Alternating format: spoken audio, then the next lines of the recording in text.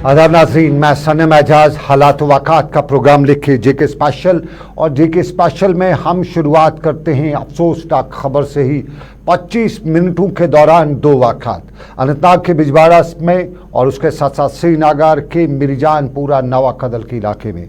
सबसे पहला वाक़ा लगभग 6 बजे के आसपास अंधेरे में मिर्जानपुरा नवा कदल में रऊफ़ अहमद खान नामी शख्स के घर के बाहर पेश आता है। बताया जाता है कि रऊफ़ अहमद घर के बाहर खड़ा था कि नामालूम बंदूक बरदार यहाँ पे आए और उस पर नज़दीक से गोली चला दी। रऊफ़ बुरी तरह से ज़ख्मी हुआ, उसे श्रीनगर के SMHS अस्पताल पहुँचाया गया। कोशिश की गई उसे फौरी तौर पर वहाँ पहुँचाया जा सके, लेकिन जब तक वो उसे अस्पताल पहुँचाया जाता उसकी ज़िंदगी चली गई थी। मौत और हयात की लड़ाई में मौत कामयाब हो गई थी, और मौत की कामयाबी का ये एक नया खेल नहीं है। ये इससे पहले भी लगातार इस तरह के वाक़ात कश्मीर वादी में हो रहे हैं।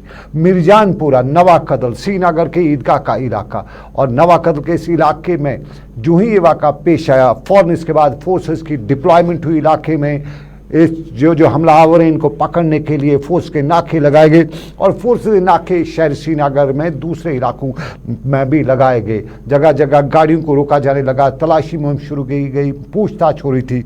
और इसी पूछताछ नाके वगैरह के बीच में खबर दूसरी आई कि बिजवाड़ा अस्पताल के बिल्कुल नज़दीक एक और हमला हुआ है, और हमलावरों ने पुलिस के ASI मोहम्मद अशरफ पर नज़दीक से गोलियां चलाई हैं, और उस वाक़े में वो शदीद तौर पे ज़ख्मी हुआ है। उसे फौरी तौर पर श्रीनगर नज़दीक के अस्पताल पहुंचाया गया, वहां से उन्हें क्रिटिकल कंडीशन में श्रीनगर मुंतकिल किया गया है। जुनैद शाह जुनैद हमारे अनंतनाग में नुमाइंदे हैं, वो हमारे साथ मौजूद है फ़ोन लाइन पे, हम उनसे करेंगे क्या वाक़ात रहे, किस वक्त ये पेश आया, क्योंकि खबरें हैं कि लगभग 25 मिनट की डिफरेंस रही इन दो वाक़ात के बीच में। जुनैद तक अगर मेरी आवाज़ पहुंच रही तो हम बताते चलें। जुनैद जो है अनंतनाग में हमारे नुमाइंदे, उनसे हम जानेंगे। और ये तस्वीर है, लेटेस्ट तस्वीर बिजवाड़ा की जो है, ये आपके टेलीविज़न स्क्रीन पर फोर्सेस की ट्रूप्स जो है वो यहाँ पे आ चुके हैं। पूरे इलाके को कॉर्डन किया जा चुका है, तलाशी वगैरह अब की गई है, पुलिस के आला अहदेदार भी मौके पर पहुँचे हुए हैं। ये दूसरा वाक़ा है आज दिन का, और आधे घंटे यानी लगभग 25 मिनट के गैप के बीच में ये दो वाक़ात, एक श्रीनगर में एक बिजवाड़ा अनंतनाग में दो वाक़ात पेश आए। और यहाँ पे मोहम्मद अशरफ, जिसके बारे में कुछ लोगों ने बताया कि वो अवंतीपुरा का रहने वाला है, ASI जम्मू कश्मीर पुलिस में और बिजवाड़ा में उसकी तैनाती है, और उनकी मौत वाक़ा हुई है। जुनैद से हम राब्ता कायम करने की कोशिश कर रहे हैं, जैसे उनसे राब्ता होता है हम आपको बताएं। हम लेटेस्ट अपडेट आपका वहाँ से लेते रहेंगे, लेकिन आपको बताएं जम्मू कश्मीर और ख़ासतौर पर कश्मीर वादी में जहाँ इन दिनों डिलिमिटेशन की सियासत चल रही थी, वहीं इस तरह के वाक़ात हिला के रखा हुआ है। श्रीनगर में कल आपको याद होगा, श्रीनगर के सूरा के नज़दीक एक आल्टो गाड़ी में से फायरिंग की आवाज़ें आईं, तब भी हड़कम मची, तब भी दहशत मची। और कल शाम को भी ये वाक़ा जो है गोलियाँ चलने का वाक़ा पेश आया था, और आज भी गोलियाँ चलने के वाक़ा, यूँ कहें तो अंधेरा छाए जाने के साथ ही मौत का खेल कश्मीर में शुरू हो जाता है। और ये जो है ये वाक़ा जो पेश है ये हमें अनंतनाग में भी देखने को मिला। और अब ज़रा हम दूसरे पहलू जुनैद से जैसे रब्ता होता है हम आपको बता देंगे, उससे बात करेंगे। लेकिन अभी हम फ़िलहाल सियासत पर ख़बर चलाते हैं, और ख़बर आपको सियासत की बताएं कि डिलिमिटेशन कमीशन का रिपोर्ट, और उसके बाद डिलिमिटेशन कमीशन की रिपोर्ट पर कई को एतराज़ात भी, कई के लिए खुशी का पैगाम भी, खुशी का मरहला भी। कुछ लोग कहते हैं कि नाइंसाफ़ी हमारे साथ हो रही है, अब की बार इंसाफ हुआ, जो 6 सीटें हमें मिली है।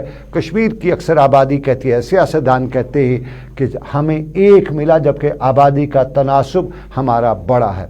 तो एक मिलने पर जम्मू से लेकर कश्मीर तक अलग अलग मुद्दात राय, दो डिफरेंसेस अलग अलग तरीके की, और इस सारे के बीच में सियासी जमातों का रद्द अमल भी। लेकिन आपको बताएं पीडीपी की लीडर महबूबा मुफ्ती ने आज जम्मू में एक यूथ कन्वेंशन मुनक्किद किया था और इस यूथ कन्वेंशन के दौरान महबूबा मुफ्ती ने जहां पार्टी कैडर को मजबूत होने की और बकौल उनके ऐसे ताकतों का मुकाबला करने के लिए पर जोर भी दिया, वहीं उन्होंने सियासत और ख़ास तौर पे डिलिमिटेशन पर भी अपना रद्दअमल जाहिर किया।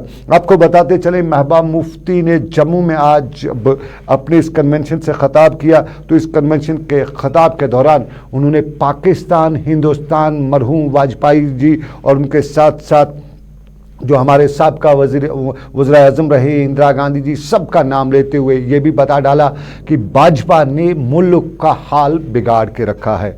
मिसाल उन्होंने दी कि हिंदुस्तान में इंदिरा गांधी ने जब हिंदुस्तान की वज़ीर आज़म थी तो पाकिस्तान के 2 टुकड़े कर दिए और जंग लड़ी, और इसके साथ साथ वाजपेयी भी करगिल हो या दूसरी जंगों में जीत के आए।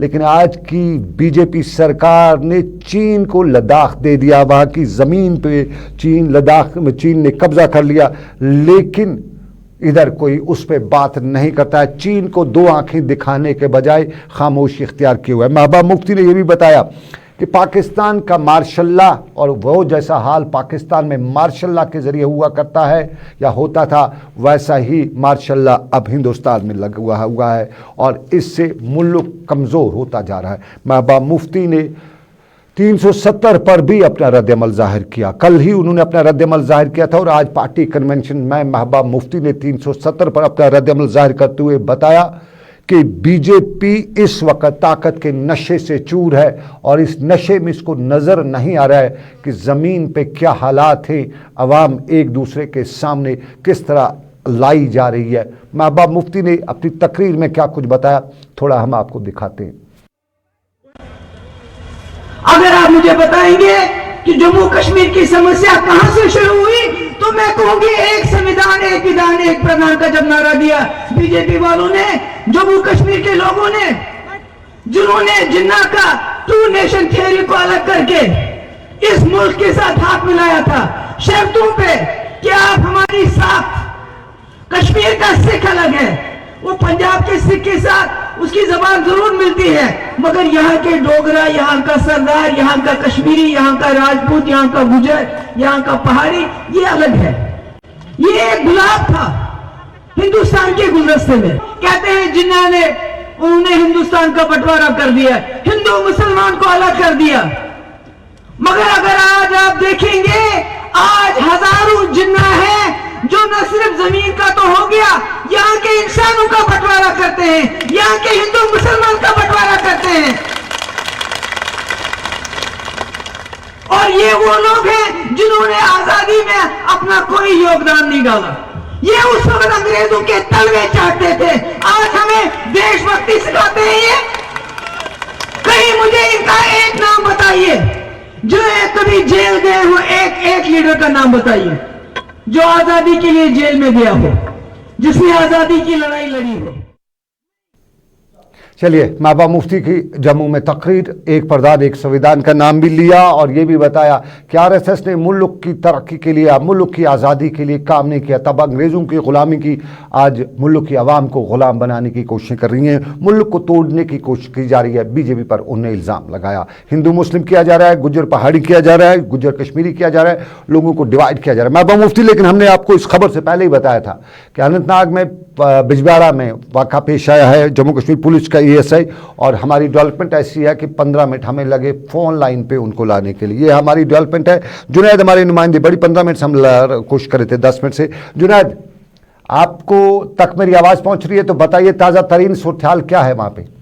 बिल्कुल, कुछ देर पहले जो है बिजबिहाड़ा के इलाके में गोलियां चली। ASI मोहम्मद अशरफ को जो बिल्कुल सब डिस्ट्रिक्ट हॉस्पिटल और पुलिस स्टेशन के पास जो है उनको गोलियां चलाई गई। करीब से उनको, हमारे सूत्रों से जो खबर हमें मिल पा रही है वो यही है कि करीब से उनको गोलियां चलाई गई, 4 गोलियां उनके सीने में लगी। उसके बाद उनको HDS हॉस्पिटल बिजबिहाड़ा लाया गया, जहां पे उनकी हालत जो है गंभीर बताई गई और उनको वहां से उन्होंने श्रीनगर रेफर किया गया, क्योंकि डॉक्टर साहब ने पहले ही जिनसे हमारी बात हुई उन्होंने कहा कि इनकी हालत जो है वो गंभीर है और उनके बाद उनको श्रीनगर रेफर किया गया। अगर अभी की बात करें तो अभी ग्राउंड जीरो पे हम मौजूद है, जहां पे जो है जम्मू कश्मीर पुलिस, CRPF और जो आर्मी के जवान है उन्होंने जो है कॉर्डन ऑफ किया है इस इलाके को और तलाशी कार्रवाई वो भी जारी है। मैं आपको बता दूं ASI जो है अवंतीपोरा के रहने वाले हैं और बिजवाड़ा के पुलिस स्टेशन में वो एएसआई जो है तैनात है, और वहां पे उनको करीब से गोलियां चलाई, और गोलियां चलाने के बाद उनको एसडीएच बिजवाड़ा लाया गया और वहां से उनको श्रीनगर रेफर किया गया। जी, कितने बजे का ये वाक़ा पेश आया है, आप कुछ बता सकते हैं हमारे पास को कितने बजे वाक़ा पेश आया? देखिए, जो हमारे पास जो इंफॉर्मेशन जो पहुंची है वो आधा घंटा पहले जो है अटैक हुआ है। बिल्कुल जो है एसडीएच हॉस्पिटल जो बिजवाड़ा का सब डिस्ट्रिक्ट हॉस्पिटल और पुलिस स्टेशन बिल्कुल उसके करीब में ही है, वहां पे ये मिलिटेंट ने अंजाम दिया है। वहां से बिल्कुल जो हमारी खबर मिल जुनैद, अभी क्या खबर आ रही है एएसआई मोहम्मद अशरफ की तबीयत के बारे में? क्रिटिकल तो बताया गया है, लेकिन क्या वो खैरियत आफियत से है? डॉक्टरों ने उनको बचाने में कामयाब हुए हैं? क्या बताया जा रहा है? देखिए, कोई डॉक्टर से हमारी बात हो गई है जो सब डिस्ट्रिक्ट हॉस्पिटल में तैनात है, तो उनसे हमारी बात हो गई। उन्होंने बताया कि कुछ 4 गोलियां उनको लगी है और वहां से उनको जो गंभीर हालत में श्रीनगर रेफर किया गया है, जिनकी हालत जो है बहुत गंभीर बताई जा रही है, क्रिटिकल बताई जा रही है। और वहां से उनको कुछ फर्स्ट एड दिया गया और वहां से उनको फिर बाद में श्रीनगर के सिकंदर हॉस्पिटल लिया गया। बहुत शुक्रिया जुनैद, पूरी जानकारी के लिए। हमारे साथी जुनैद अहमद अनंतनाग से, और जुनैद हमें बता रहे थे कि उन्होंने लोकल जो बिजवाड़ा के डॉक्टर जिन्होंने फर्स्ट एड दिया है, फर्स्ट टाइम उन्हें देखा है, उनका कहना है कि 4 गोलियां उन्हें मारी गई थी। उन्हें क्रिटिकल कंडीशन में, यानी मोहम्मद अशरफ को क्रिटिकल कंडीशन में श्रीनगर के अस्पताल पहुंचाया गया है। आपको ये भी बताते चले 2 वाक़ात पेश आए हैं। शाम 6:30 बजे के आसपास 2 वाक़ात थे, जिनमें एक श्रीनगर के मिर्जानपुरा नवाकदल के इलाके में, जहां रूफ अहमद खान नामी शख्स पर नज़दीक से गोलियां चलाई, जिसमें उनकी मौत वाक़ा हुई है। और अवंतीपुरा में पुलिस थाने के बिल्कुल नज़दीक जो हॉस्पिटल है, यानी ये कहीं ना कहीं इसी गैप के दरमियान था, वहाँ पे जम्मू कश्मीर पुलिस के एएसआई मोहम्मद अशरफ पर नज़दीक से गोलियां चलाई हैं। वो शदीद तौर पर ज़ख्मी हुआ है, उन्हें श्रीनगर अस्पताल पहुँचा गया है। ये कश्मीर है, और कश्मीर में लेकिन हम सियासत पर भी बात कर रहे थे। इससे पहले हमने आपको महबूबा मुफ्ती का जम्मू में कन्वेंशन के हवाले से बताया, यूथ कन्वेंशन, जिसमें बड़ी तादाद में पीडीपी कारकुनान आए हुए थे। और जम्मू में इस तरह के ताकत का मुजाहरा करना पीडीपी के लिए किसी मुआरके से कम नहीं है। लेकिन जम्मू में बीजेपी भी आज 370 तो ना सही, लेकिन जो डिलिमिटेशन है उस पर अपना रद्द-ए-अमल जाहिर करी थी। रियासती बीजेपी के सदर रविंदर रैना ने आज जम्मू पार्टी हेडक्वार्टर पर एक प्रेस कॉन्फ्रेंस में ख़ताब किया, और यहाँ पे उन्होंने डिलिमिटेशन कमीशन के कामकाज की सराहना करते हुए बताया कि डिलिमिटेशन कमीशन ने लगन और शफाफ तरीके से काम किया है, मसौदा तैयार किया है, और इस मसौदे से जम्मू कश्मीर, ख़ास तौर पे जम्मू और कश्मीर के शुमाली कश्मीर के लोगों के बकौल उनके जो हकूक़ मारे गए थे, उससे वो अब उन्हें हकूक़ मिलेंगे। उन्होंने ये भी बताया कि गुपकार अलायंस यानी पीएजीडी के लीडरान इस वक्त परेशान ज़रूर हुए होंगे, क्योंकि पीएजीडी को अब बकौल उनके कोई हिमायत नहीं है। और जब उनसे ये पूछा गया कि जम्मू को 6 कश्मीर को 1 क्यों, ये सवाल तो उन्होंने गोल ही कर दिया। ताहम उन्होंने साथ में ये भी बताया कि यहाँ जम्मू कश्मीर की बात नहीं है, जम्मू कश्मीर एक है, जम्मू और कश्मीर नहीं है। उन्होंने ये भी बताया कि 1 सीट तो कश्मीर को, इस सवाल जब पूछा गया, ताहम उन्होंने बताया कि यहाँ पे तासुब फैलाया जा रहा है। कुछ सियासी जमातें, ख़ास तौर पे पीएजीडी यानी गुपकार अलायंस, एक तरह से तासुब फैलाने का शिकार है, और ऐसा जम्मू कश्मीर की आवाम होने नहीं देगी, क्योंकि इसमें सभी जमातों को रिजर्वेशन मिली है। इसमें एसटीज़ को भी रिजर्वेशन मिली है, गुज्जर या एसटी कहें उनको भी रिजर्वेशन मिली है। और बाकी जो है, ज़रा रविंदर रैना को ही सुनते हैं वो क्या बताते हैं। जानबूझकर डेलिब्रेटली जम्मू संभाग को इससे पहले इग्नोर किया जाता था डेवलपमेंट के कामों में। जब बड़े बड़े प्रोजेक्ट सैंक्शन होते थे, और जब यहां पहले सीटों की हदबंदी की गई, विधानसभा का जब पहले गठन हुआ, उस वक्त भी बहुत बड़ी अनदेखी जम्मू संभाग के क्षेत्रों के साथ होती रही, और उत्तरी कश्मीर के साथ भी होती रही। आज जब डिलिमिटेशन कमीशन ने सभी 90 सीटों के संदर्भ में अपनी रिकमेंडेशंस, अपनी ड्राफ्ट रिपोर्ट सबमिट की है, तो जो जानकारी हमें प्राप्त हो रही है उसके मुताबिक ऐसा प्रतीत हो रहा है कि डीलिमिटेशन कमीशन ने बहुत ईमानदारी और ट्रांसपेरेंसी से काम किया और आज समाज के हर वर्ग में इस बात की प्रसन्नता है कि यहां बहुत ईमानदारी के साथ चुनाव आयोग ने डीलिमिटेशन के साथ मिलकर जम्मू कश्मीर की विधानसभाओं के गठन को लेकर प्रयास किया। जम्मू कश्मीर के अंदर 90 विधानसभाओं का गठन होगा और टोटल चूंकि पहले 87 असेंबली सेगमेंट्स थी जिसमें से 4 लद्दाख में चली गई, तो 83 बची और 7 नई असेंबली सेगमेंट्स को बढ़ाया गया है और ये जो 7 नई असेंबली की सेगमेंट्स यहां बढ़ाई गई हैं उनमें कठुआ जिला, सांबा जिला, उधमपुर, राजौरी, डोडा, किश्तवाड़ और उसके साथ साथ उत्तरी कश्मीर के डिस्ट्रिक्ट कुपवाड़ा को भी। चलिए, आपने बीजेपी के रियासी सदर रविंद्र रैना को सुना। उनके बकौल नॉर्थ कश्मीर के साथ ज्यादती हो रही थी, जम्मू के साथ ज्यादती हो रही थी, पिछली सरकार ने ज्यादती की है और उस वजह से अब मुतमईन हैं, मुतफिक हैं वो डिलिमिटेशन कमीशन की रिपोर्ट से। लेकिन आपको फिर अफसोस के साथ, बहुत दुख के साथ ये खबर मैं दोबारा बता रहा हूँ कि हमने अभी कुछ देर पहले बताया था कि अनंतनाग में, बिजवाड़ा में जम्मू कश्मीर पुलिस के एएसआई पर हमला हुआ, वो शदीद तौर पे ज़ख्मी हुआ है और मैं अफसोस के साथ ये खबर आप तक पहुंचा रहा हूं कि हाँ, उनकी मौत वाक़ा हुई है। उन्हें श्रीनगर के अस्पताल पहुंचाने की भरपूर कोशिश की गई थी लेकिन उनकी मौत वाक़ा हुई है। ये दूसरा वाक़ा और 2 अफराद की, 2 सिविलियन आम कश्मीरियों की मौत हुई है इस 2 वाक़ात में। एक श्रीनगर के मिर्जानपुरा नवाकदल में और दूसरा वाक़ा हम आपको बताएं बिजवाड़ा में पेश आया, जहाँ डॉक्टरों ने बताया था कि एएसआई मोहम्मद अशरफ साकने अवंतीपोरा पर 4 गोलियां चलाई गई थी और वो शदीद तौर पे ज़ख्मी हुआ था। उन्हें श्रीनगर के अस्पताल पहुंचाया गया लेकिन वो यहाँ पे ज़िंदगी की जंग हार बैठे हैं। हम दूसरे पहलू पर चलेंगे, सियासत में डिलिमिटेशन कमीशन की रिपोर्ट। लेकिन मुजफ्फर शाह ने आज एक और सवाल खड़ा किया। अवामी नेशनल कॉन्फ्रेंस के लीडर नायब सदर मुजफ्फर शाह ने आज सवाल उठाते हुए पूछा कि डिलिमिटेशन कमीशन की रिपोर्ट तो अपनी जगह, लेकिन उन 25 लाख लोगों का क्या जो जम्मू कश्मीर के हैं, जो माइग्रेशन करके उस तरफ चले गए हैं, ज़रा उनका सवाल, उनका मामला क्या था। सीटों का ही की बात करनी है कि किसको, खित्ते को क्या मिलना चाहिए। तो मैं आज आपसे एक बात करना चाह रहा हूं, वो रविंद्र रैना जी भी सुन ले। मेरे पाकिस्तान के 4 प्रोविंसेस में, कश्मीर से, जम्मू से और कश्मीर से बहुत ज्यादा 25 लाख लोग रह रहे हैं। वो यहां के बाशिंदे हैं। उनके बारे में क्या सोच रहे हैं अपने डिलिमिटेशन कमीशन? रविंद्र रैना को तो छोड़ दीजिए, वो बीजेपी की बात करते हैं। I am talking to the delimitation commission directly. Have you flagged off their interests? जो 25 लाख लोग कश्मीर के, पाकिस्तान के 4 प्रोविंसेस में हैं।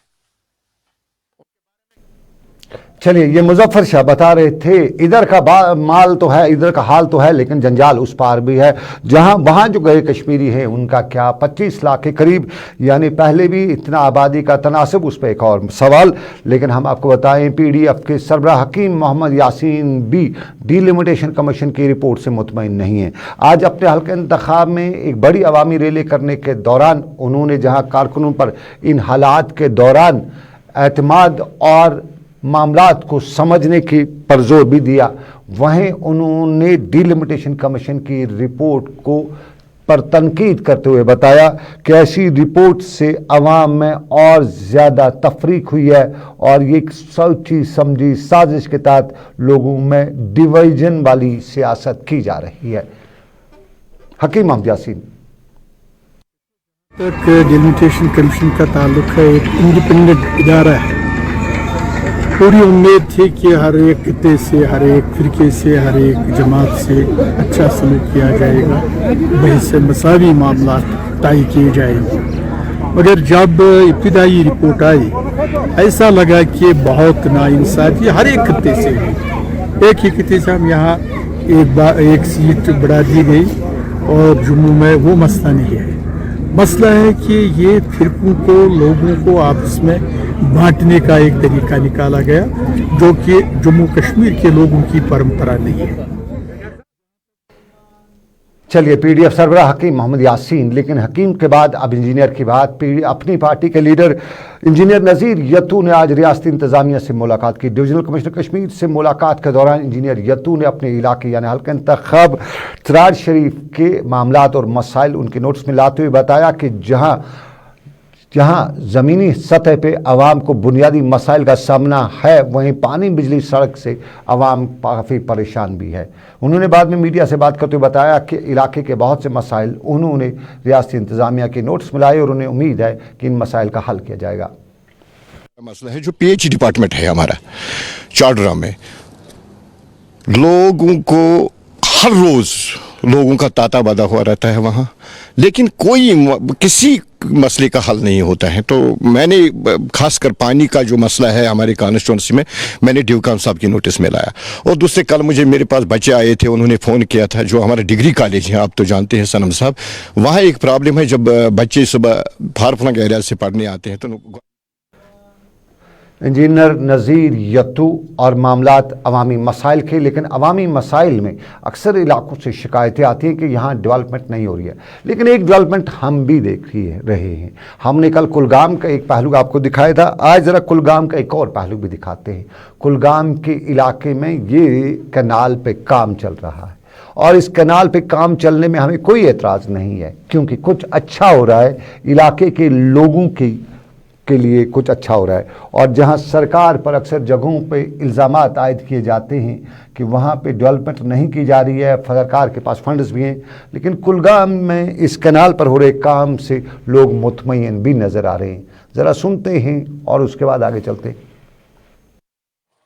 बस रोजान हरद हांगरस मज बस पंच तन, मगर पे ग ब्लाकस पे तम दिवान रपये लच 5,000 यह कर अपर मिसाड़े ब्लाक क्रेड दिथन। यह मे कर पान तम अत पोस रटम 2017 मज कर तम दपान फुट 5 फुट हाथ कर तम अंदन कहें। तम पे इरीगेशन डिपार्टमेंट यन तो तिम वनस तान ग वो गो गवर्नमेंट गवर्नर राज मज गो इरीगेशन डिपार्टमेंट। चलिए, कुछ अच्छा भी हो रहा है। माजी का इन्होंने बताया, पंच और सरपंच की बात करते हुए बताया कि पहल तो बहुत कुछ होता था, लेकिन अभी पैसे वागुजार सरकार नहीं करी है। काम कई जगहों पे करी है, पैसे वागुजार नहीं करी है। और ये पैसे वागुजार न करने का मामला तो गांव और शहर है, हर जगह पे बताया जाता है। ठेकेदार तो रोज़ वावेला करते रहते हैं, लेकिन आपको नाज़रीन बताते चलें, कुछ ट्रैफिक का निज़ाम भी बदल रहा है, कुछ अच्छा हो रहा है। कुलगाम के नज़दीकी इलाका शोपियाँ का ट्रैफिक निज़ाम भी हम दिखाते हैं। है तो देहाती इलाका, लेकिन ट्रैफिक भी यहाँ मैस बना हुआ है और उस ट्रैफिक मैस को ठीक करने के लिए ट्रैफिक एहलकार 24 घंटे काम भी करते हैं। लेकिन अक्सर जम्मू से पुलिस के हवाले से, ट्रैफिक हुकाम के हवाले से बताया जाता है कि कम तादाद में जो एहलकार हैं वो हैं ट्रैफिक के पास, यानी मैन पावर की ट्रैफिक निज़ाम के पास कमी है, जिसकी वजह से सही तौर पे ट्रैफिक रेस्टोर करने में अक्सर जगहों पे परेशानी होती है। तो जे.एंड.के पुलिस को अहदेदारों से अपील अक्सर जगहों से ही की गई है कि ट्रैफिक निज़ाम को दुरुस्त करने के लिए मैन पावर को बढ़ाया जाए और लोगों की तैनाती की जाए, नई रिक्रूटमेंट की जाए, ताकि हमारा सिस्टम जो है वो ठीक हो सके। 50% लोग कॉपरेट कर रहे हैं, 50 नहीं कर रहे। रही बात इसकी, और हमारे पास जो ट्रैफिक की नफरी है, यहाँ पर हम 10 आदमी टोटल तैनात है, जहाँ पर चौक भी चलाना है, एंट्री पॉइंट 4 डिस सबका ऑर्डर आ रहा है, और हमारी चालानिंग भी है, चौक भी चलाना है। तो हमारे पास एक्चुअली नफरी बहुत कम है, तो मेन पावर हमारे पास बहुत कम है। अगर अब बात ये मैं बता दूं कि अगर यहाँ चलिए, ट्रैफिक निज़ाम में नफरी कम है, लोग भी कम ही भरोसा करते हैं, यानी बहुत ही ट्रैफिक जो गाइडलाइंस उन पर अमल करते हैं, तो ज़रूरी है ट्रैफिक गाइडलाइंस पर अमल करना। लेकिन नाज़रीन, कल ही बिजली डिपार्टमेंट की स्ट्राइक हुई, लगभग 50 घंटे के लिए हमें बिजली गई, और उस बिजली जाने के दौरान हमें बहुत कुछ देखने को मिला।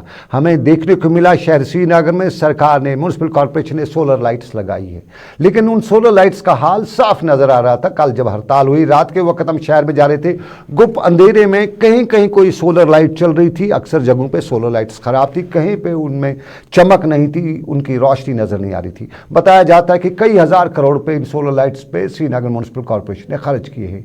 तो जो लाइट्स खराब हुई है उनको ठीक कौन करेगा, और क्या उन कंपनी से जिससे ली गई है कि उनसे वारंटी नहीं है, गारंटी नहीं है इन सोलर लाइट्स की, क्योंकि पिछले साल लगाई गई है, कोई बड़ा वक्त नहीं हुआ, 10-20 साल नहीं हुए कि हमारी लाइट्स खराब हुई है। तो ज़रा सरकार या हमारे जो इदारे वो इसकी तरफ वे देखें कि क्या वाकई में ये असली सोलर लाइट्स लाई गई थी या ये नकली सोलर लाइट्स थी, पैसा लिया गया, पैसा निकाला गया, बाकी वही किया गया जो पिछली सरकारों में होता था। तो फिलहाल इसी के साथ दीजिए इजाज़त, इस वादे के साथ, रब्बे कायनात की रही मर्जी, फिर करेंगे आपसे मुलाकात। आप रखिए अपना ख्याल, अल्लाह हाफिज़।